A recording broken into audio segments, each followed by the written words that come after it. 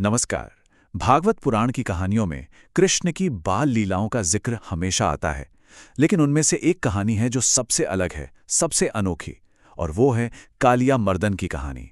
ये एक छोटे से बच्चे की एक विशाल जहरीले नाग पर जीत की कहानी तो है, पर यह कोई आम लड़ाई नहीं थी। ये तो एक नृत्य था। यही सवाल तो इस पूरी कहानी की जान है ना, कि आखिर ये कैसे मुमकिन हुआ। ये सिर्फ ताकत और हिंसा की कहानी नहीं है, बल्कि उससे कहीं ज्यादा गहरी है। तो चलिए इस अद्भुत कहानी की गहराइयों में उतरते हैं और इसके असली मतलब को समझने की कोशिश करते हैं। कहानी की शुरुआत होती है वृंदावन की बेहद शांत और खूबसूरत धरती से। लेकिन इसी खूबसूरती के बीच यमुना नदी में एक बहुत बड़ा खतरा पल रहा था। एक ऐसा खतरा जिसने जीवन देने वाली नदी को मौत का तालाब बना दिया था।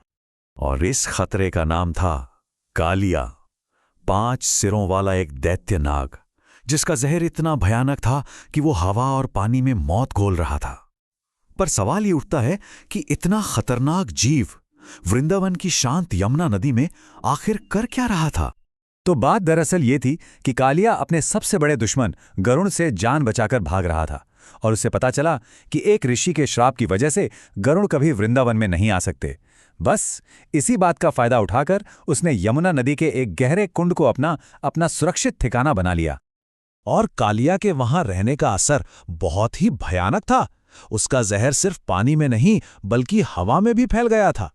नदी का पानी काला पड़ गया, जहरीली भाप उठने लगी, आसपास के सारे पेड़ पौधे सूख गए। जो यमुना कभी जीवन देती थी, अब वो मौत बांट रही थी।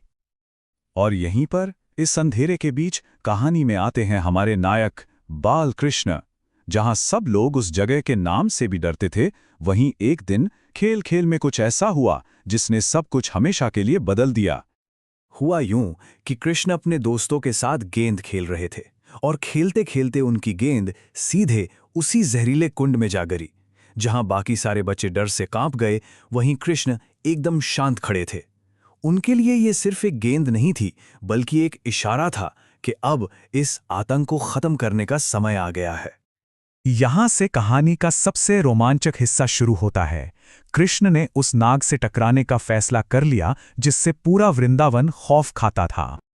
बिना एक पल सोचे कृष्ण ने उस जहरीले पानी में छलांग लगा दी, और उनके पानी में कूदते ही नदी में ऐसी उथल-पुथल मची मानो कोई तूफान आ गया हो।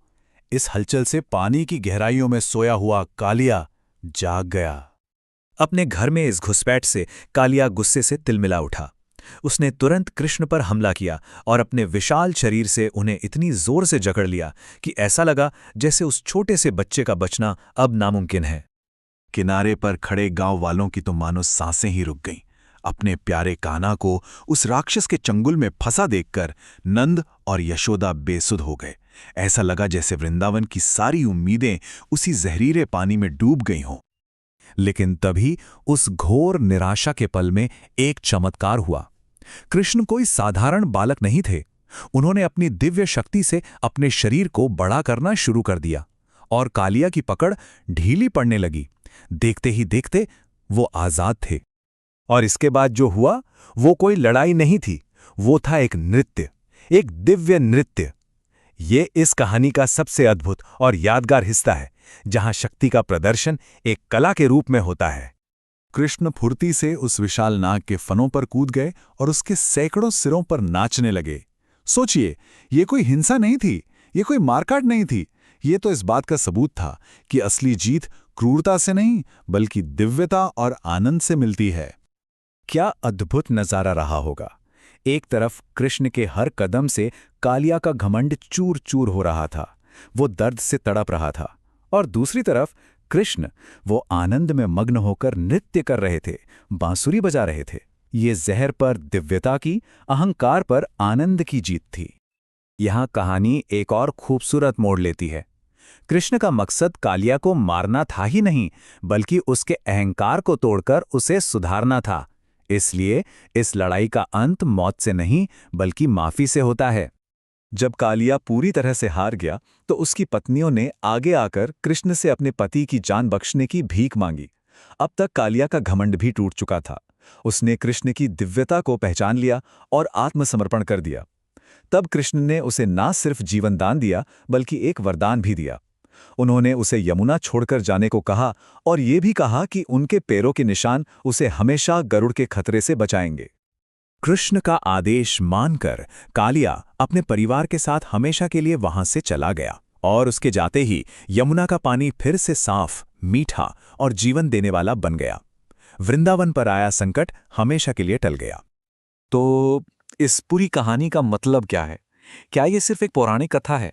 नहीं, ये उससे कहीं बढ़कर है। इसमें आज के जमाने के लिए भी बहुत गहरे संदेश छिपे हुए हैं। इस कहानी से 3 बहुत गहरे सबक मिलते हैं। पहला, कि अहंकार चाहे कितना भी शक्तिशाली क्यों ना हो, उसे अच्छाई और दिव्यता के आगे झुकना ही पड़ता है। दूसरा, कि हर समस्या का हल विनाश नहीं होता। कृष्ण ने कालिया को मारा नहीं, उसे बदला। और तीसरा, कि एक इंसान का सही कदम पूरे समाज और पर्यावरण में फिर से जान डाल सकता है। और आखिर में ये कहानी हमें एक जरूरी सवाल के साथ छोड़ जाती है कि आज हमारी दुनिया में जो जहर फैले हुए हैं, चाहे वो अहंकार का जहर हो, नफरत का, या फिर पर्यावरण में फैला प्रदूषण, क्या उन्हें खत्म करने के लिए हमें एक और लड़ाई की जरूरत है, या फिर कृष्ण के नृत्य जैसे किसी रचनात्मक और खूबसूरत समाधान की? ये सोचने वाली बात है।